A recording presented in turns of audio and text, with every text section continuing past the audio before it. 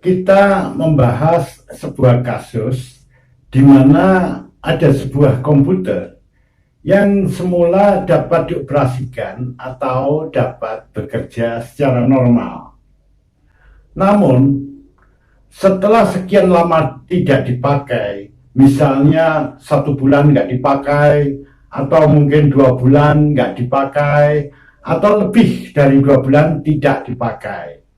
Ketika komputer tersebut dinyalakan, ternyata komputer tersebut tidak bisa nyala.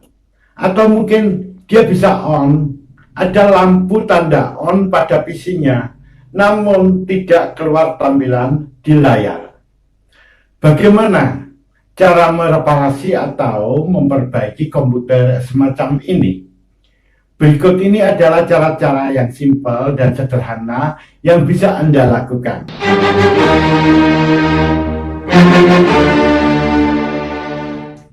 Seperti ini caranya.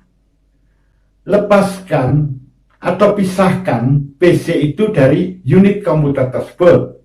Maksudnya, lepaskan di sini kabel powernya atau kabel yang tersambung ke jaringan.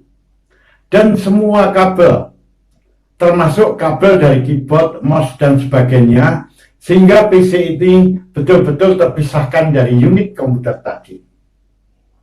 Kemudian, bukalah case atau casingnya.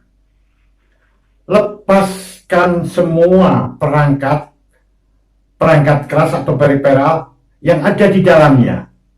Kalau dia menggunakan kartu grafis atau VGA card, lepaskan VGA card-nya, termasuk kartu suara atau sound card, dan lain-lainnya, termasuk hard disk, atau mungkin SSD, dan lain-lainnya, termasuk motherboard-nya, termasuk pula PSU-nya, lepaskan dari casing-nya semua. Lakukan secara hati-hati. Nah, setelah terlepas, satu persatu dari perangkat keras penyusun PC tadi bersihkan dengan menggunakan kuas yang halus. Kita mulai dulu dari PSU atau power supply-nya. Bersihkan dari kotoran atau debu, terutama di bagian kipasnya itu. Biasanya kipasnya kotor, bersihkan dengan kuas yang halus. Hati-hati dalam membersihkannya. Nah, kemudian bersihkan pula kartu grafisnya dari debu. Biasanya debu yang melekat pada permukaan kartu grafis itu. Kalau kartu grafisnya menggunakan heatsink dan fan-nya, bersihkan juga fan-nya itu. Debu-debu yang menempel pada fan atau kipas itu bersihkan pula. Termasuk pada pin-pin kartu grafis yang ada di bagian bawah yang tempat koneksi dengan motherboard-nya. Bersihkan pin-pin itu misalnya dengan menggunakan strip pensil yang halus itu ya, penghapus pensil yang halus, bersihkan dia.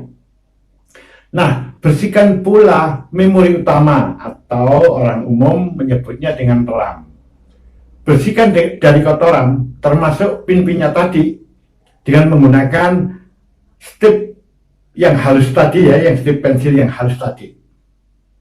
Nah, kemudian bersihkan pula motherboard-nya dari debu.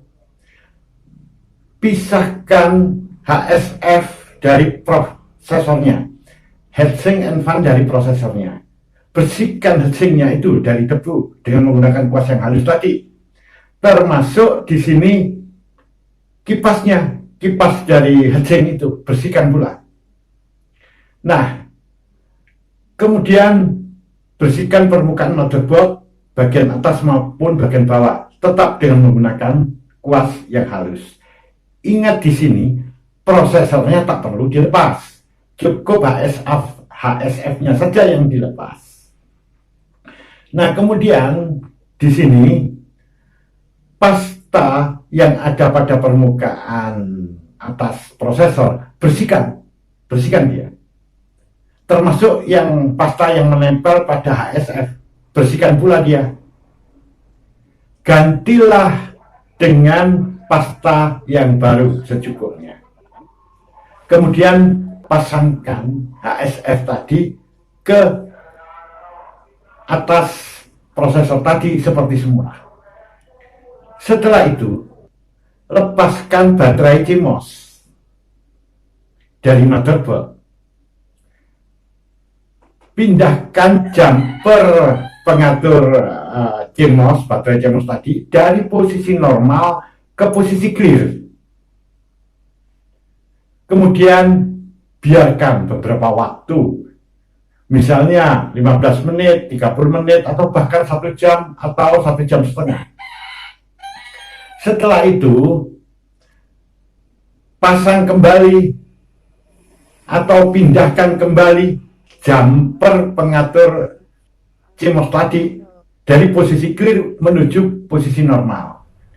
Dan pasangkan baterainya. Akan lebih baik kalau Anda mengganti dengan baterai yang baru. Pasangkan di motherboard tersebut. Nah, jangan lupa membersihkan hard disknya juga dari unsur-unsur debu. Setelah itu semua selesai, rakitkan kembali perangkat-perangkat tadi ke dalam case seperti sedia kala. Ingat di sini, koneksi-koneksi seperti kabel hard disk, kabel dari power supply menuju motherboard, dan lain-lainnya, termasuk koneksi dari kartu grafis ke motherboard, kartu suara atau sound card ke motherboard, lakukan dengan sempurna, pasangkan dengan sempurna. Setelah itu semua selesai, silahkan disambungkan ke listrik seperti semula. Seluruh kabel yang terhubung dengan kabel powernya, kabel jaringan, keyboard, mouse, pasangkan kembali. Nyalakan komputernya. Atur kembali BIOS-nya seperti sedia kala. Nah, dengan cara seperti ini, biasanya komputer tersebut bisa nyala secara normal. Namun ada kelemahan di sini, kelemahannya begini, memang akhirnya komputer itu bisa on atau nyala secara normal. Namun Anda tidak akan pernah tahu tadi penyebab dia tidak bisa nyala, tadi penyebabnya apa? Nggak tahu. Tapi yang penting bukan itu. Dia bisa nyala. Soal nanti sebetulnya penyebabnya apa, ikuti terus video ini. Nanti akan kita bahas detail dari masalah tersebut. Nah, terima kasih Anda telah memperhatikan penjelasan ini. Semoga bermanfaat untuk Anda.